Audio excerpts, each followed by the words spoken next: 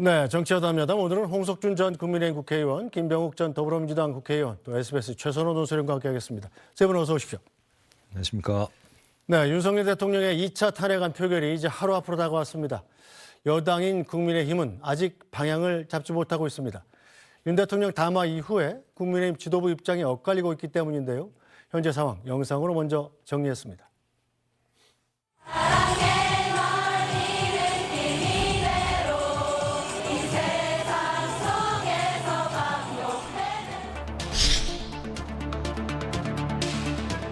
지금 야당은 비상계엄 선포가 내란죄에 해당한다며 광란의 칼춤을 추고 있습니다. 정말 그렇습니까? 비상계엄 조치는 대통령의 고도의 정치적 판단이고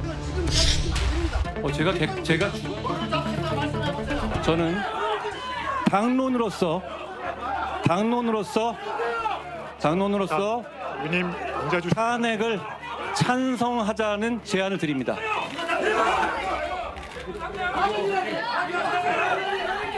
지금은 당론이 탄핵 부결입니다. 이를 변경하려면 의원 3분의 2상의 동의가 필요합니다. 윤석열을 탄핵하라!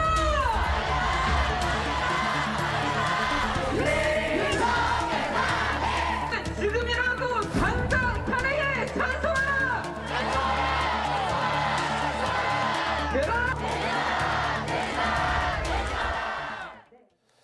네, 자, 윤석열 대통령에 대한 2차 탄핵안 표결 드디어 내일로 다가왔습니다.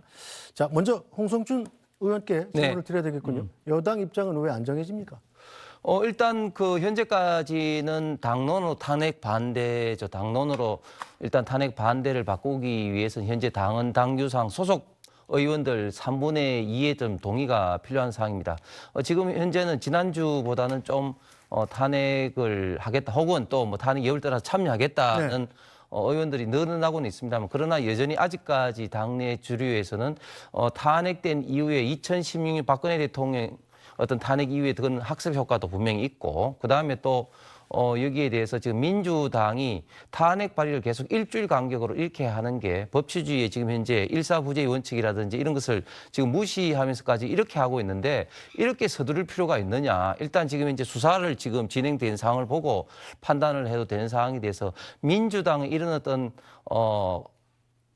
불법적인 무도한 이런 어떤 탄핵 공세에 우리가 너무 지금 현재 쉽게 굴복하는 게 아니냐 이렇게 생각하시는 지금 의원들이 아직까지도 여전히 좀 다수인 걸로 보입니다. 네, 자, 김병욱 의원께서는 내일 탄핵 표결 결과 어떻게 예상하십니까? 네, 이번 윤석열 대통령의 내란이 실패로 끝나지 않습니까? 실패로 끝난 여러 가지 이유 중에 하나가 군부가 명령과 양심 사이에서 갈등을 많이 한 것 같아요. 군인으로서 명령을 지켜야 된다라는 그런 본질과 그렇지만 대한민국 국민으로서 인간으로서의 양심 사이의 갈등을 많이 했고 그러면서 소극적으로 대응하고 일부는 항명을 하고 좀 더 구체적으로는 계속 앞으로 나오겠지만 그러한 흐름들이 이어지고 있습니다. 저는 국민의힘 의원들도 당론과 양심 사이에서 엄청난 갈등을 하고 있을 것이다. 당론이라고 하면은 진영의 논리 또는 자기 당의 당리당략 중심적으로 결정이 될 수 있는데요. 그렇지만 지금 전 국민이 일어나서 사상 유례가 없는 이런 7인 쿠데타에 대해서 탄핵을 통해서 심판을 해달라. 그리고 대한민국의 가장 큰 리스크는 윤석열 리스크다. 리스크를 빨리 없애야지 대한민국이 재출발할 수 있지 않느냐. 이런 국민의 뜻이 있습니다. 이 국민의 뜻을 또 국민의힘 의원들이 모를 리가 없다고 생각합니다. 이런 그 당론과 양심 사이에서 많은 갈등을 할 것이라 보고요. 박근혜 탄핵하고 지금 윤석열 탄핵은 비교가 될 수가 없습니다. 박근혜 대통령은 뇌물수수와 직권남용 문제로 탄핵 소추가 된 거고요. 지금 윤석열 대통령 탄핵은 헌법과 법률에 근거하지 않는 비상계엄령 발동 그리고 국회와 선관위의 권능을 제압하는 계엄군으로 국회와 선관위의 권능을 제압하는 말 그대로 내란죄 혐의를 받고 있는 탄핵입니다.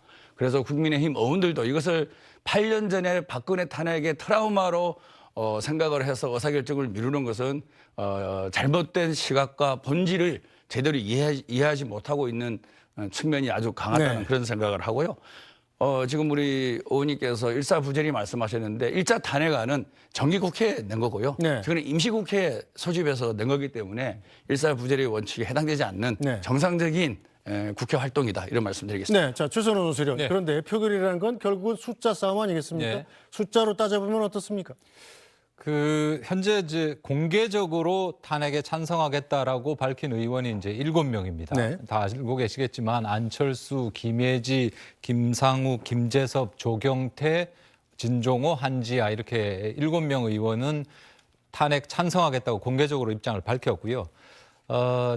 글쎄요, 오늘 뭐 동아일보가 한 명 익명으로 찬성 의사를 밝힌 의원이 한 명 더 있다. 그래서 8명이 됐다 이렇게 보도를 했는데 아직 뭐 공개적으로 발언을 하지 않고 있습니다. 현재는 7명이고 이제 표결에 참여할 것이다라고 의사를 밝히는 의원이 24명 이상입니다. 네. 어제도 잠깐 우리가 지금 나오는 의원들이 찬반 여부는 공개하지 않고 표결을 참여하겠다 이렇게 했습니다. 뭐 예를 들면 고동진 의원 같은 경우에는 표결에 참여하겠다 그리고 나는 반대하겠다 이렇게 말한 의원이고 유용원, 김소희 의원은 나 찬반 여부 나도 모르겠다 아직. 네. 그러나 밝힐 수 없지만 참석은 하겠다 이렇게 밝히고 있습니다. 그래서 뭐 대략 24명 이상의 표결에 참석해야 된다라는 의견이 있습니다. 그래서 결국에는 앞서 이제 홍 전 의원께서도 말씀하셨지만 국민의힘이 당론을 바꾸는 거는 아마 쉽지 않을 것 같습니다. 의원 3분의 2 이상이 뭐 이렇게 당론을 바꿔야 된다라고 해야 되는데 권성동 의원 그 원내대표 출범에서 나타났듯이 아마 당론 잘 안 바꿀 것 같습니다. 그러면 문제는 표결 방식인데요.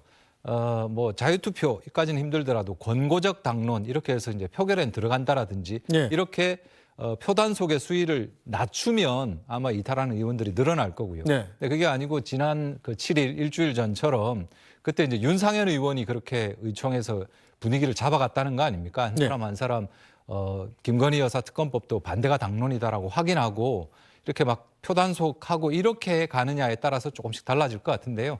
그래서 내일 오전부터 이제 그 국민의힘 의원총회를 할 텐데 이 의원총회의 분위기, 상황 이걸 보면 아마 내일 표결 여부를 확실하게 알 수 있습니다. 자, 표결에 참여하겠다고 밝힌 의원 수 24명은 이게 표결에서 찬성하겠다고 밝힌 7명을 포함한 숫자입니까? 아니면 빼고도 24명을 7명을 그 포함해서? 이야기는 예.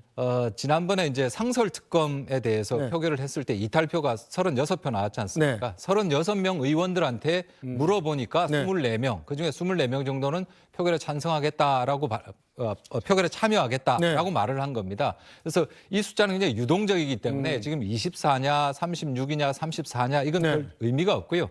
대략적으로 취재되는 내용들이 각 언론사마다 다른데 대략 20명대 중반에서 30명대 중반, 30명 네. 안팎 정도는 표결 참석 의사를 밝히고 있는 겁니다. 네, 자. 여기에 대해서 어떻게 될는지는 내일 오전에 봐야 될 것 같습니다. 네, 홍석준 의원. 일단 여당 입장에서도 봐도 지금 찬성하겠다가 확실한 게 7표입니다.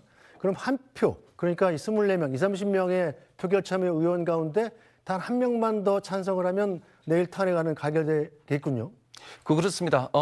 물론 지금 현재 공개적으로 탄핵을 찬성하신 분들 중에도 사실은 보면은 또 언제 또 마음이 또 바뀔 가능성도 사실은 있습니다. 그럼에도 불구하고 현재는 지난주보다 탄핵이 통과될 가능성은 좀 훨씬 좀 높아졌다고는 보입니다. 이제 좀 전에 최 의원 말씀하신 것처럼 이제 의총에서 이제 어떤 분위기로 되느냐 그리고 의총에서 표결 참여 방식을 두고 지난번처럼 아예 이제 나오느냐 여기 따라서도 이제 의원들이 많이 좀 달라질 것 같은데 한 가지 지금 현재 좀 전에 우리 김 의원님 말씀하셨습니다만 박근혜 대통령 탄핵과는 다르다고는 하지만 그때 재밌는 것은 그때 탄핵에 찬성했던 다선 의원들이 오히려 지금 더 강하게 반대를 하고 있습니다. 지금 탄핵 찬성하겠다고 밝힌 분들은 지금 초선 의원들이 많은데 왜 그런가 하면은 그때 2016년 12월 9일 날 결정되고 난 다음에 시간 흘러서 보니까 그때 어떤 뭐 뉴스 중에서는 어떤 부정확한 어떤 보도, 가짜 뉴스 이런 것들이 굉장히 많아서 국민 여론에 좀 떠밀리 가듯이 이제 갔다. 그리고 그 이후에 그것 때문에 굉장히 뭐 이런저런 정치적인 좀 비판과 좀 고난을 받은 네. 어떤 다선 의원들 같은 경우는 그때 했던 사례를 참고해서 지금도 굉장히 부정확하고 가짜 뉴스가 많은 이런 상황에서 좀 더 시간을 두고 해야지 쫓기듯이 해서는 안 된다. 이런 식으로 좀 초선 의원들 계속 설득하고 있기 때문에 뭐 더 많아질 수도 있지만 공개 찬성한 의원들 생각도 또 반드시 그렇게 간다고 또 장담도 저는 못할 것 같습니다. 바뀔 수도 있다 이런 말씀이시군요.